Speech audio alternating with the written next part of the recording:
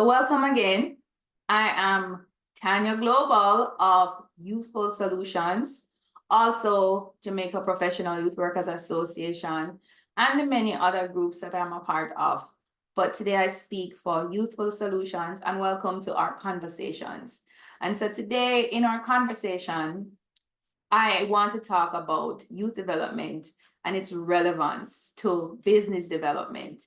And that's a very broad area, but over the years, I have been fortunate to test and use youth development. Yes, I said test and use youth development to engage the business community. I have engaged bank and the banking sectors. I have engaged the agricultural sector. I have engaged social enterprise sectors and even manufacturing. And it has been a very rewarding experience. And so as we have these conversations about business development and the relevance of youth development in it, we're going to unpack, because my mission at Youthful Resources and Youthful Solutions is to not sell youth development, but show, prove from a very evidence-based way how youth development is relevant. And so, okay, so we talk about businesses and corporations. So I'm going to start at the top. And we know that we always use the cliche statement that youth are the future and they're our future leaders.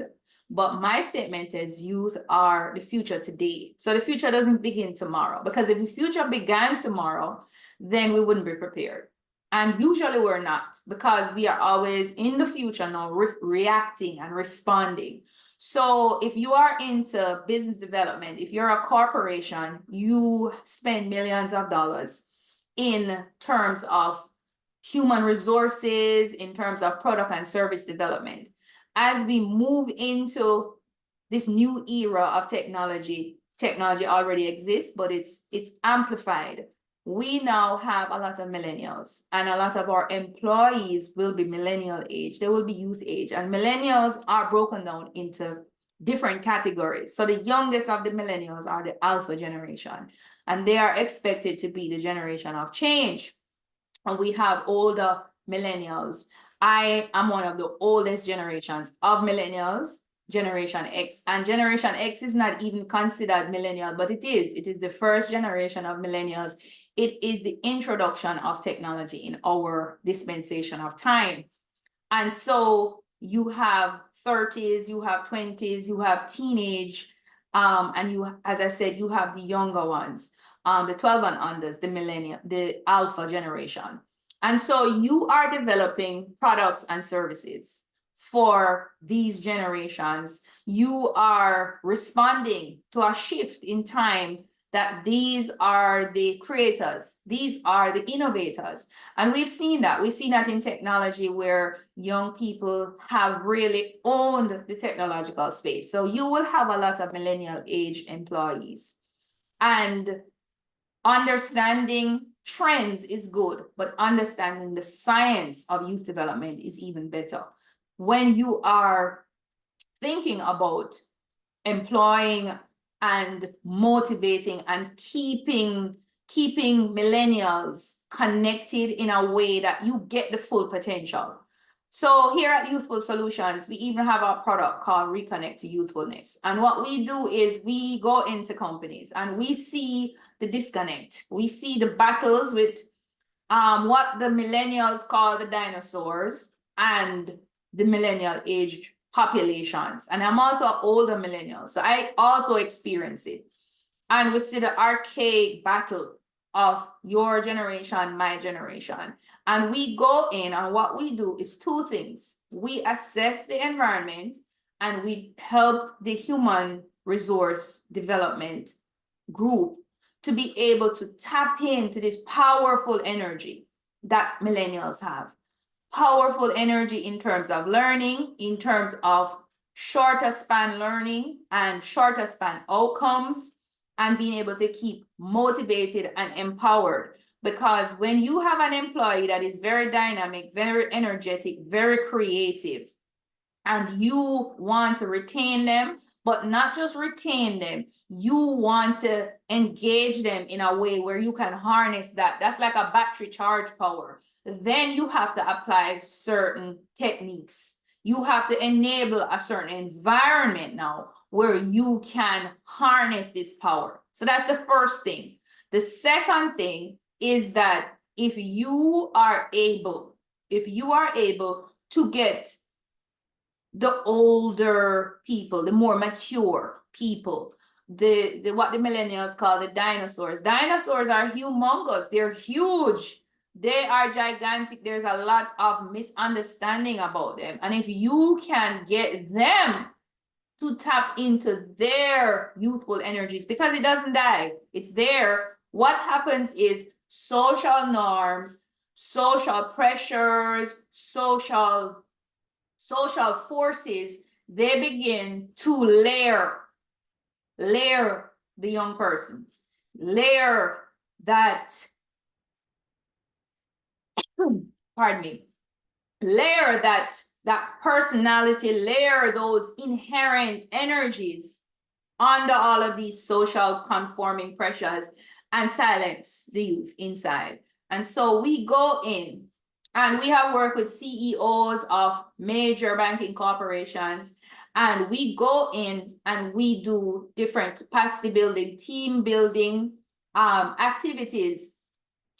We give tools and techniques that the HR can use, as well as managers can use, to be able to reconnect their mature staff base to their youthfulness, so they can tap into their dynamism, to their creativity, to the inherentness that exists within, because it has not gone anywhere.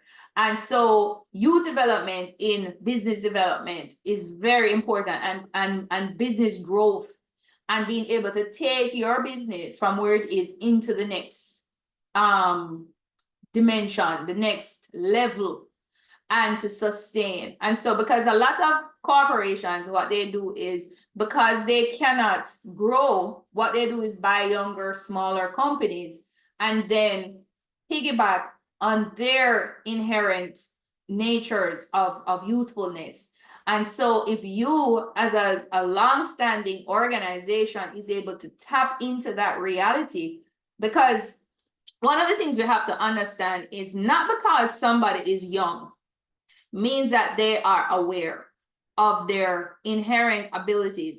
It doesn't mean that they have transitioned well based on the science into youth and they are capable of utilizing what they inherently have. And so to have not just employing a young person, it's not enough, because a lot of young people, especially young people these days, because young people now, remember, their parents are boomers, younger boomers, older boomers, and they lack the ability to empower these young people. So even now we see a lot of young people falling in the cracks, and we've done studies in businesses where a lot of the millennial aged people take drugs. You know, they take pills, medicated drugs. They have a lot of anxiety, they have a lot of depression, they have limited coping skills, because you see, they were not equipped, because their parents and their grandparents were not a part of the world as it is now, to be able to enable certain skills. And so in youth development, there's a science of how young people evolve. And this science is it's a science, so it doesn't change, but there are cultural and social differences across the globe, across history. So even let's look at, a lot of people hear youth development, they think Western societies, they think modernization. And that is true. We began to articulate certain things post the industrialized era. Certain things became necessary due to the erosion of the old ways of, ancient people. But youth development still existed in those areas. So let's look at Jamaica. Let's look at a lot of Pan-African countries. In Jamaica, we have what is called reasonings, where the older people, usually on a Friday evening or a Saturday evening, used to stop and have reasonings and conversations in the town squares with young people, groups and pockets. It might be one large group, it might be smaller groups of adults and youth coming together, sharing. That is youth development. That is the science. It functioned in a different way, but it was an impartation. It was an enabling of an environment where young people could be heard, where young people could be engaged. And in a lot of those situations, young people were now accommodated to use their creativity and their dynamism. Because when you look across history, you will see that most revolutions to this day, most uprisings are fueled by the young. Why? Because the young ask questions. They have not been engineered enough by society to not ask questions. Just like children ask the most questions, and they ask the darndest things, the weirdest questions, because they want to know. And so in business development and in corporate youth development, Youthful Solutions tries to work with organizations to harness the youthfulness in young people and enable an environment where they can develop in their inherent qualities, where more mature staff can also now reconnect. Because when you have a mature staff that has 5 children and has a job and marital issues and different situations, economic issues, thinking about investments and pension, that's a lot for a person to manage, especially when their inherent nature of innovation, of creativity, of dynamism has been imprisoned. So when they are able to unlock that inherency in them, they become better problem solvers. They become better conflict managers. They become better information sharers. They become better advisors, and they now are not only able to solve their problems at home and bring solutions and innovate their family, they now are able to bring that same quality into the workspace, and they are able now to innovate systems, because any company that is not growing and evolving and innovating systems is dead. If it's not dead now, it's going to die. And so if you, whether it's a small business or it's a large corporation, youth development is very relevant to you, especially in this time, because young people hold the key. They hold the key to our solutions, and they hold the key to how the future plays out. And so that's my tip today for Youthful Solutions conversations.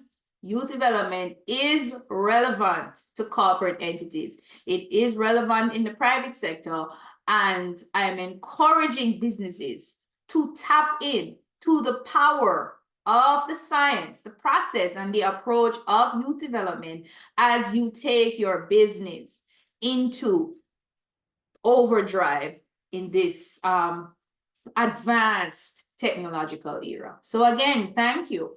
I am Tanya Global, and it's always a pleasure talking about youth development. Youth development is my passion. I see it everywhere. I see it in everything. It is a major solution to the business world. It's a major solution to governments, to parents, to families, to youth leadership and community activism. It is a viable solution. And so join us again as we talk some more about youth development in terms of its viability, its relevance, and its power in this here advanced technological era. I am Tanya Global. Thank you.